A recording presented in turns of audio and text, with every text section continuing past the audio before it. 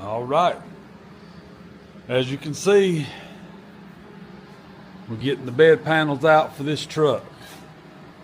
So what I'm gonna do, one piece at a time. Got this headboard and then two sides, and then the piece that goes across the back here, and then we'll be able to start putting our wood in. But I wanted to show you, at a glance, just at a glance, it don't look that bad. But look at it in the light. It's been laying up there in the building, and the clear coat is, you can say it's dry and cured, or cured and dried. There is a difference. Dried to the touch, cured to the finished state. But look at how the clear has shrunk back. So, that's a lot of work right there. Don't get me wrong. I like to do it, but I ask myself sometimes, is it worth it?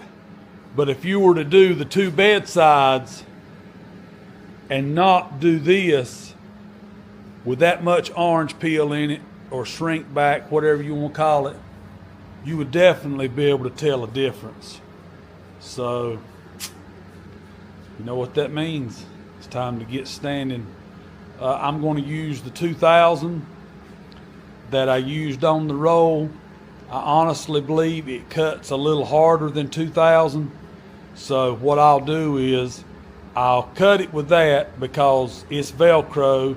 It'll stick to a block and it'll make the sanding faster. And then I'll go back over it with my 3M 2000 just to get it up to what I would, because 3M is your most trusted brand. And then I'll heat it with 3000 and buff it. All right, Velcro. Many different blocks in the bucket.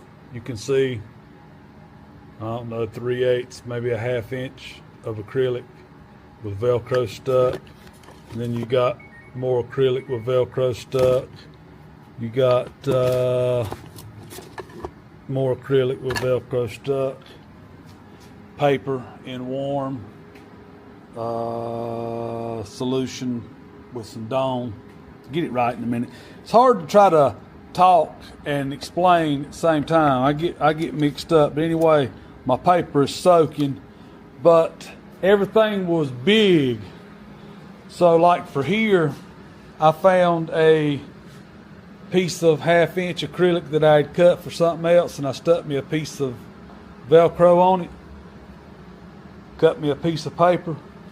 And you have to be careful. When you're sanding, you don't want to just rub it to death. You want to kind of get an idea. That's where this squeegee comes in. See how easy it wiped that away? And you can see that I got little bitty spots, more orange peel. And so it needs just a little bit more sanding right in here. Take your time, be careful.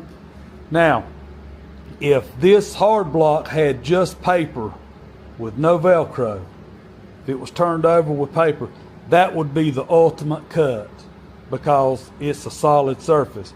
The Velcro does actually give it a little bit of a cushion, but we're not going for a concours paint job. It's going to look good, it's going to look slick, but it's not going to be, we're not going to take it way down and try to make it perfect. You can see where I've hit that a little bit, at the orange peel in it, and then right there where it's just about gone. Just take your time, you can do it. Yeah, we're getting some nice little snow.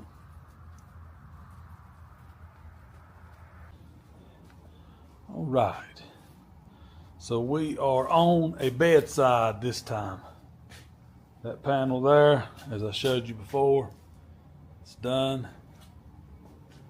This one here, I'm just getting started.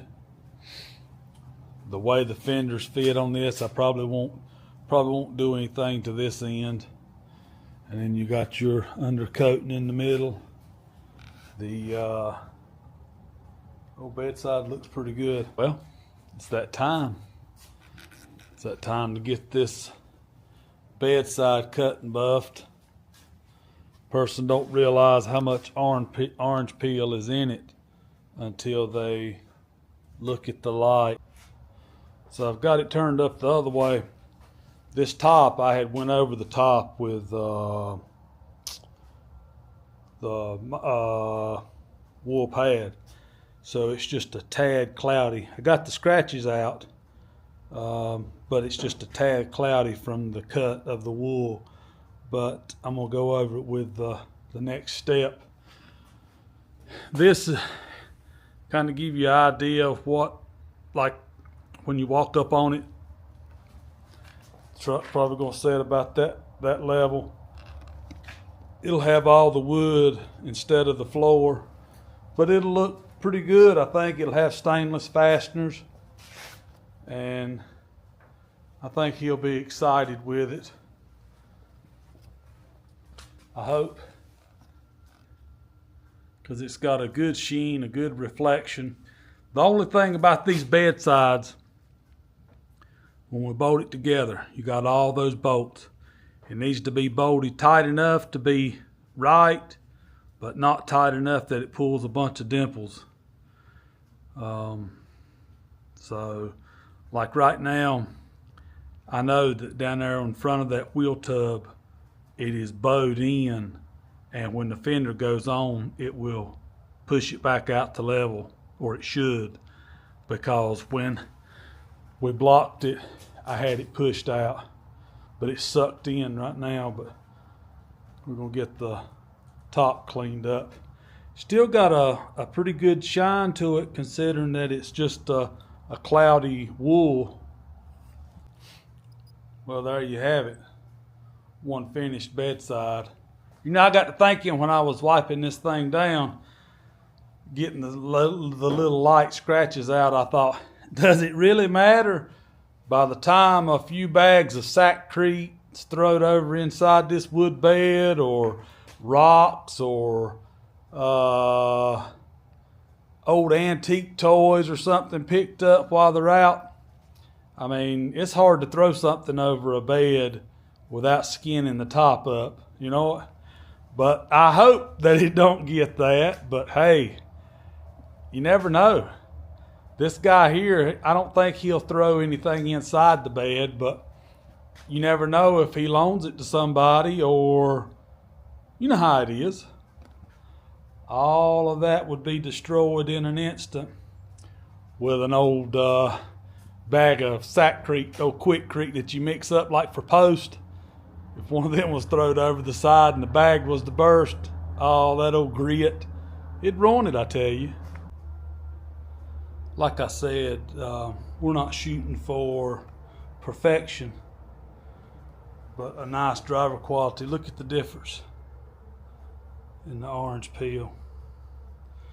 Now this has still got orange peel because it was only cut down to 1500 and brought back up.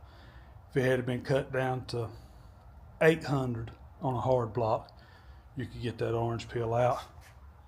But this will show you the difference. All right, so I got the pieces cleaned up and painted, ready to go back on. What are those, you might ask?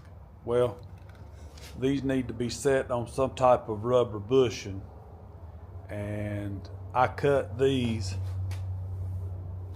on my skill saw, 1/2 inch, not skill saw, chop saw. They came off of a roll like this. I actually seen it's some type of boat anchor. You can look it up for boats.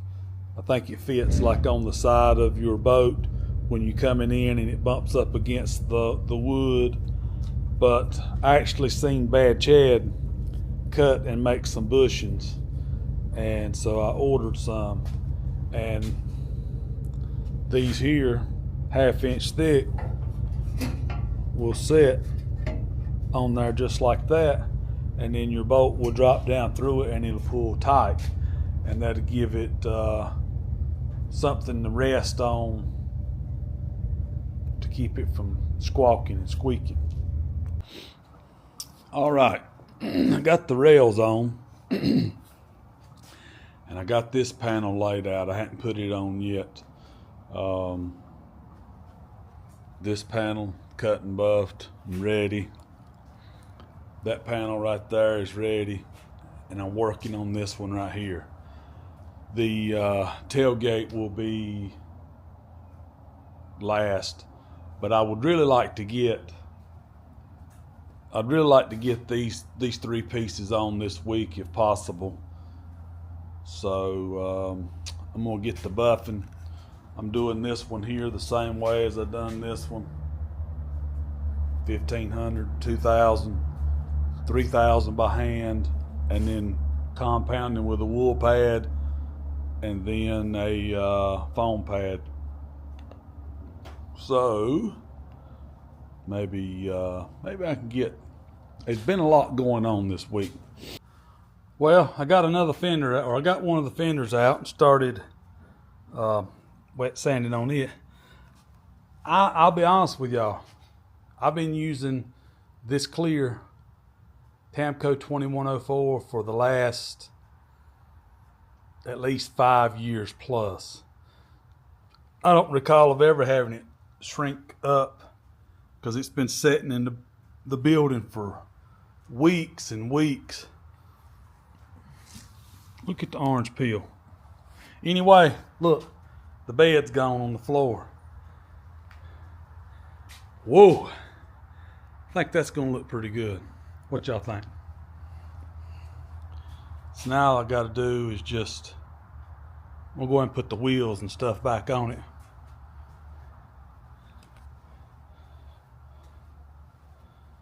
I think it'll look pretty good. He's gonna be happy with it though. Happy. Got the tires back on it. We got plenty of room.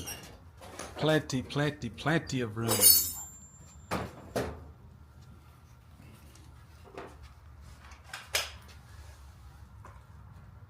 Gonna look good. All right, so I got my front bar in, and I cut another rubber piece to go in under here and drop the bolts down through. I think I'm gonna call it a day today, but check this out. So I done a Mustang a few years ago, black, and I used the True Blocks, acrylic blocks to cut it, and I started off with 800 and then moved on up to, I think I went 8, 12, 15, 2,000, 3,000, and I guide coated in between, and it turned out flawless. I mean, you know, he wanted it flawless. What it looks like now, I don't know. It's been sitting in the building for years, because that's been probably 5 or 6 years ago since I restored it. It was a 66 fastback Mustang, black with red interior. But anyway, what I was getting at is I was going through here and starting this flat section right in here, and I'll get my round block and I'll go on up. But for those of you that have never cut and buffed, or cut, color sanded, whatever you want to call it, sanding clear coat's what it is. For the first person, you know, like when I first started out, I wanted to stay away from the edge, and I still, you know, I'll still stay, you know, right there. I won't go all the way up to the peak, but I'll be pretty doggone close to it. You can see right here, yeah, it'll be to the edge by the time I clean it up with 2,000. But what I was going to say, if you've never cut and buffed, or never cut, color sanded, whatever, have you ever walked to the edge of a cliff? Like, take the Grand Canyon. We went to the Grand Canyon a couple years ago on a road trip, and there was parts of the fence, the gate, that you could go around. Well, it was several feet on out, but when you stepped around that gate and got to the edge, closer to the edge, it's a real funny feeling, because a rock could give away and you could fall or whatever. That's kind of the way it is when you're sanding. For those of you that have been close or on the edge of a cliff, but you've never color sanded, but you wonder what it's like, that's kind of the way it is when you're getting up close to the edges and stuff down in here. I'll get out my round block and get this cut down, but that'll give you an example of what it is.